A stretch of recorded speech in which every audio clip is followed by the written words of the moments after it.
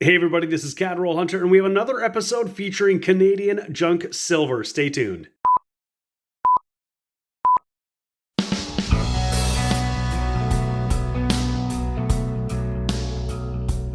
Hey folks, this is James, and you're watching my channel, Catroll Hunter, and that's right, I got a bunch of silver here. I got $7.50 in face value here in quarters, and I've got another $8 silver dollars. These are pretty hefty, chunky monkeys, I'd like to say. And I had these out in the last junk silver video that we were looking at. We also had a whole bunch of 50-cent pieces, Canadian half dollars, if you will.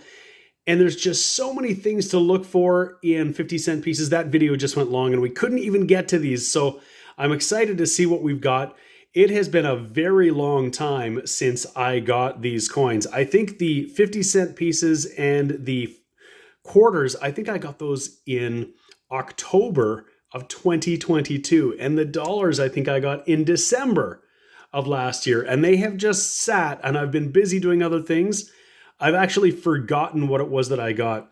I think I wouldn't have taken quite as much time to look through the quarters, but my silver dealer lets me cherry pick the silver. And so I just remember picking out things that I thought were interesting or special. You can see there's some really interesting toners in there. So, but I don't remember specifically what I got other than what we could just see on the end. So we're going to start with the quarters, but I promise we're going to get to the dollars too. We won't run out of time. So you can see I've got some pretty tarnished ones, some very old ones, and some that look pretty uncirculated. And so what I'm going to do is sort them out. We'll see what we've got. I'm not sure if any of these are going to upgrade my own collection, but I'll certainly take a look, particularly some of these King George V ones. You just never know. The stuff I have in my collection, not that great. And I have upgraded from junk silver. So I'm going to get these sorted out and we'll take a look and see what we've got. Okay, I've got them all sorted out by date, and you can see that I got a pretty good collection of King George V quarters. These are all different dates here. You can see I got a big stack of 1929s and a big stack of 1930s. But the earliest one I've got is starting in 1920. And you can see that most of these, the reverse legend here, 25 cents Canada, is pretty much worn away. But this is a 1920. This is the first year that the mint was issuing these quarters in 80% silver. Up until 1919, they were all in sterling silver, 0.925 silver. This is 80%. And I'll just flip it over and you can see King George V. And this is pretty representative of what I've got. Like the obverse features are pretty much worn off. Some of the legend is worn down. I think one of the best examples that I've got here is this, maybe 1930 here. You can see more of the detail. You can see some of the band of the crown. It's definitely circulated, but not quite worn down so much.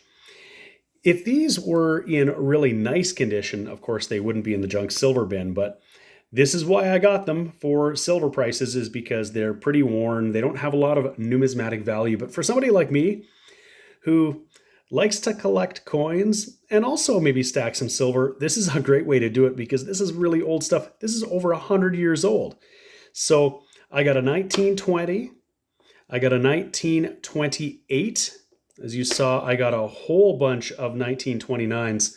Those are minted at over 2.5 million. I got 4 1930s. Now they're minted at just under $1 million, 968,000. And then you'll see I got a bunch of other dates here. So I got a 31, we got a 32, it's a little hard to see, 33, 34, 35, and a 36. And we'll come back to that one. But those coins from the mid-30s, from 30 to 35, they're all under $1 million. In fact, they're closer to $500,000. The 33 is just 421,000. The 34 is just 384,000. So I think that's a really cool pickup in junk silver to get something that was pretty limited mintage to begin with and is still here with us. Now, I said we wanted to look closely at this 1936 as I pick it up. It looks like it's been cleaned and polished. Interesting because it's in pretty terrible condition anyhow. Definitely indications of cleaning. But what I wanted to show you is that there is a less common variety in the 1936, and that is one that features a dot at the base of the wreath. So that's one thing we'd want to check to see if we've got. And just by the naked eye, it doesn't look like we've got it, but we'll just take a quick little peek and I'll tell you a little bit more about that. All right, here we go. We can see our date, our 1936, and what we want to look at is this area just below the wreath. And some variations of the 1936 actually have a dot here. And what was happening here, very similar to the 1947 with the maple leaf, is that in 1937, there was an urgent need for quarters. They didn't have enough to meet demand, and they were waiting on some tools from the Royal Mint in London to produce more of these coins dated 1936, or 1937, I should say. They didn't have those, so they minted more 1936 that had a dot just to denote that they were minted in a different year. They didn't want to put them out with 37 on them that had King George V on there because King George VI had already ascended the throne. And so they tend not to want to date coins that have the monarch on them in a year when they're no longer with us. Interestingly, that's not quite the case in 2023 because we have coinage in Canada with Queen Elizabeth on it, but it shows the dates of her reign going up to 2022. But in any case, there's no dot on here, so this was minted in 1936 for sure. So we didn't get the one that's more rare and more valuable, but it might not be impossible for a coin dealer to take a 1936 like this, just quickly look at the condition, throw it in the junk silver bin, and we might have found a deal. That would have been really cool. So on the topic of King George VI, I did get some early King George VI. You can see here, I got 1937 here. That's the first year of issue. Pretty slick, pretty worn, but there it is, George VI, by the grace of God, King. And I got a couple of 1938, so some really early ones here, both pretty worn.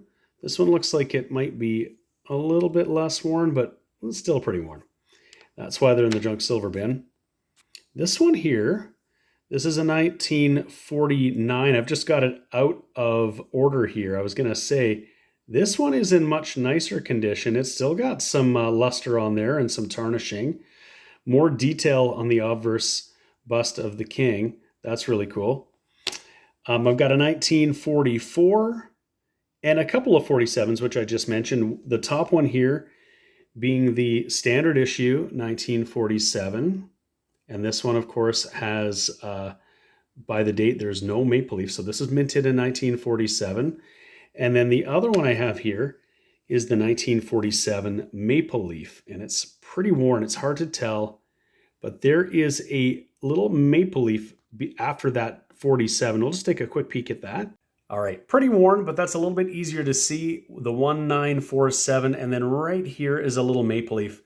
And just like those 1936s with the dot, this was to denote that it was minted in 1948. And the reason for that is because they were waiting on some tools, some dies from the Royal Mint in London. And these ones still said, and Emperor of India. And India, of course, gained its independence. So that's what they did. They just added a little indication here that it was minted a little bit differently, in this case in 1948. Okay, moving on, we got another 1949, so two 1949s here.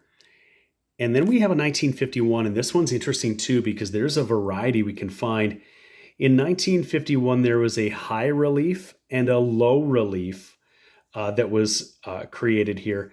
And the high relief was the regular circulation coin. Not low mint, just about 8 million produced. The low relief were only in, I think, proof-like condition in sets. And there is a way to tell the difference, and that is the A in gratia and where it points. So we'll take a closer look at that, and we'll look, of course, at the Charlton Guide that actually has great pictures that you can look at if you're trying to figure out which one you've got.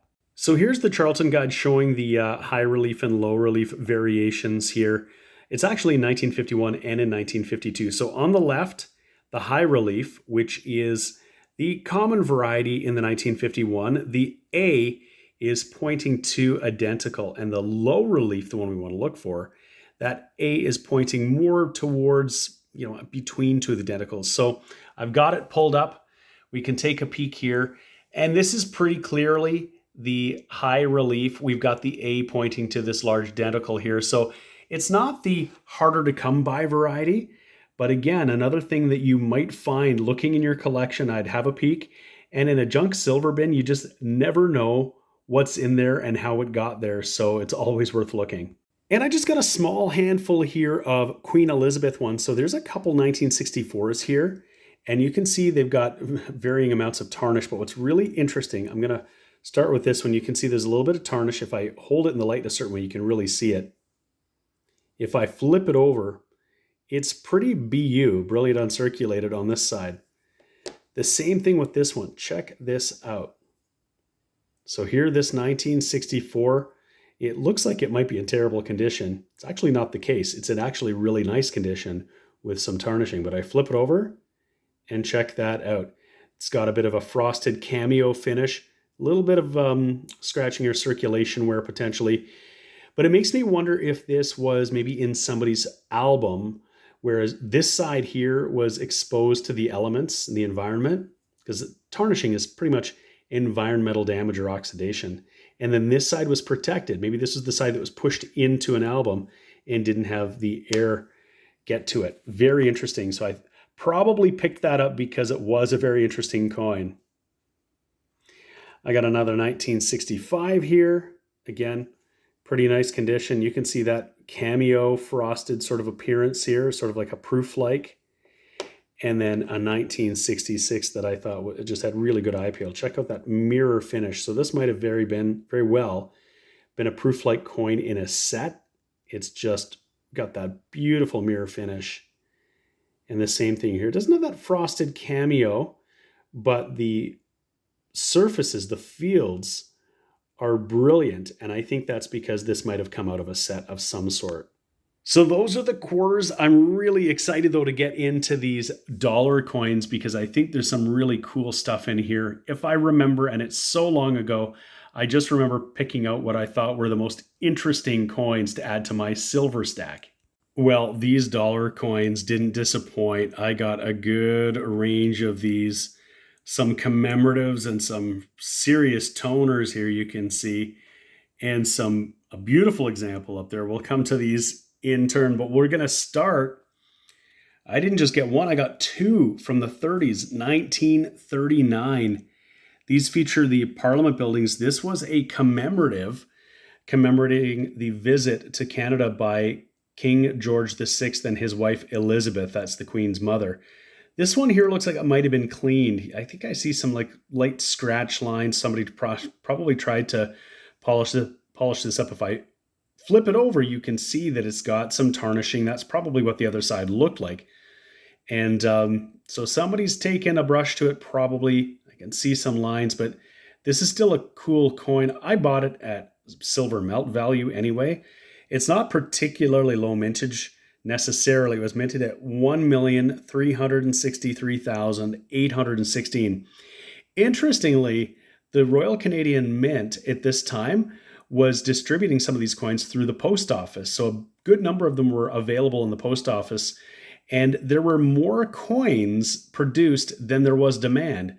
So almost 200,000 of these were returned to the mint and melted down. So the demand and supply, there you go. They didn't need them and they melted them down. But these ones weren't melted down and I'm pretty happy to have them. And then this other guy, check out the toning on this one. I picked up this one two reasons, because it's from the 30s and that's just really cool. But like, look at that toning. If I flip it over, you can see there's still a ton of detail. Particularly, we're looking in the detail of the hair. So this isn't heavily circulated. I'm not really sure where this may have been stored to get this kind of toning. This is just really, really pretty significant, but makes for a very cool looking coin from the 1930s, no less. And I got it for just the value of the silver. Pretty darn cool.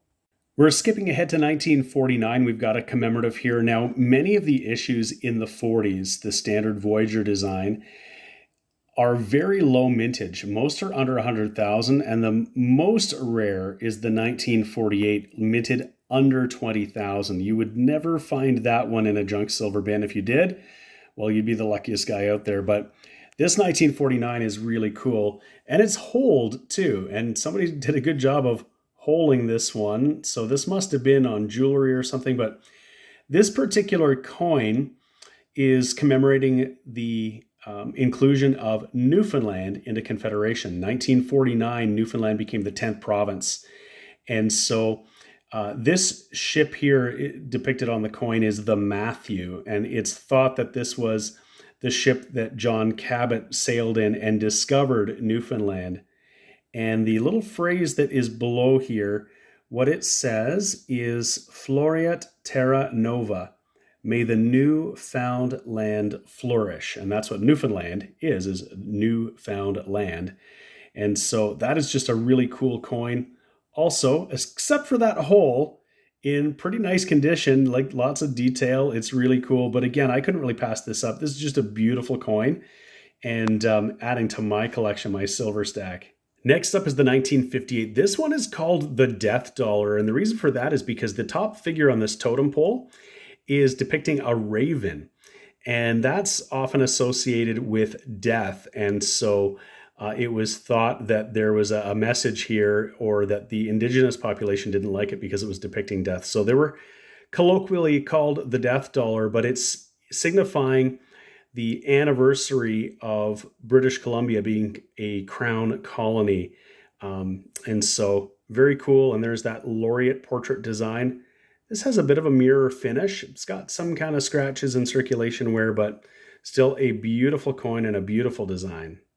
And check out this 1959. This is incredible. This is just a level of toning that I've just never really seen. This is, in fact, for sure, a silver dollar, but check it out. It is just almost black.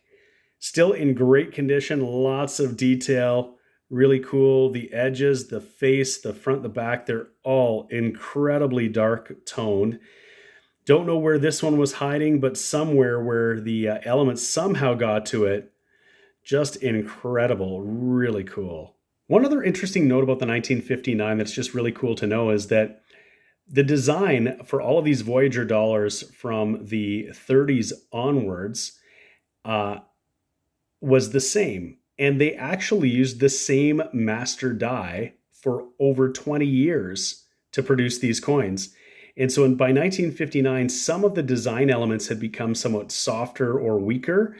And in 1960, they actually sharpened up the detail and created new master die for strikings beyond that, because if they'd continued to use the same master die, the design elements would have gotten softer and softer. So just something very interesting. One of the cool, interesting facts that you can find out if you read some of the information that is in the Charlton Guide. Really cool. Next up, we got a pretty brilliant looking 1965 here. And this is a year that has a number of different varieties. This one here I can see is the pointed 5. It's the base of the 5 that is pointed as opposed to blunt. And then there are varieties on the obverse, and that's the size of the beads. And we'll take a closer look and see if this is the large bead, the medium bead, or the small bead. Here it is. We're just looking at the beads here. These are the small beads. The larger beads would appear to be closer together. There's just not as much space in between them. That's not what we have here. But being that there are blunt 5 and pointed 5 and then different sizes of beads, there's a number of different combinations. So this one here is particularly the pointed 5 small beads, and it's just in gorgeous condition. So I'll have to take a look and see if this might upgrade in my collection. It is just in absolutely gorgeous condition. Check that out. I'll have to see. I don't know if I have all of the varieties. I may, but they may not all be quite as lovely as this one. And last up, I've got a couple of 1967s, and you can see they're very different. The one on the left has some really cool toning and a bit of rainbow toning. I can see some blues and greens on there. And the one on the right doesn't have any toning whatsoever. It is just gorgeous. So I'll pick this one up here first. And so this is the 100th year of Confederation.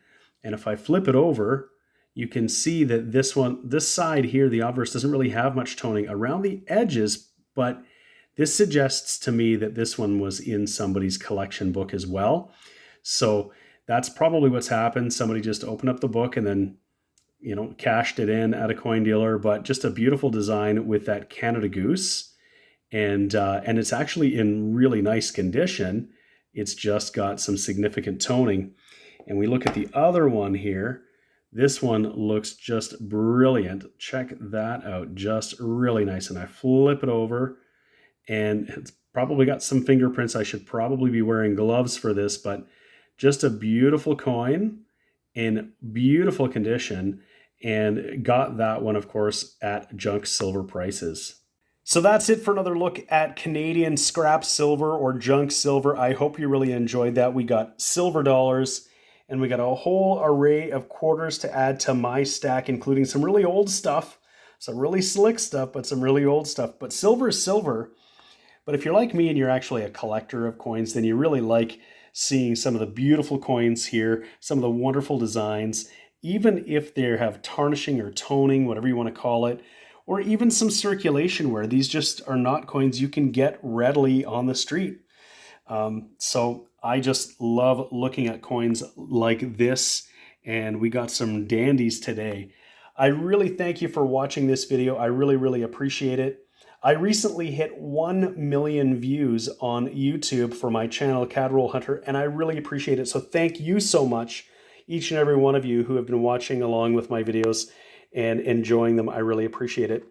Please give the video a like. If you can do that, that's great. That just shows my video to more people and who can discover my channel. And if you haven't already subscribed to my channel, Cadroll Hunter, please do that now. I would really appreciate it. Thank you so much for watching now and for all the videos that you've watched to contribute to that 1 million views. I really appreciate it. We'll see you again next time.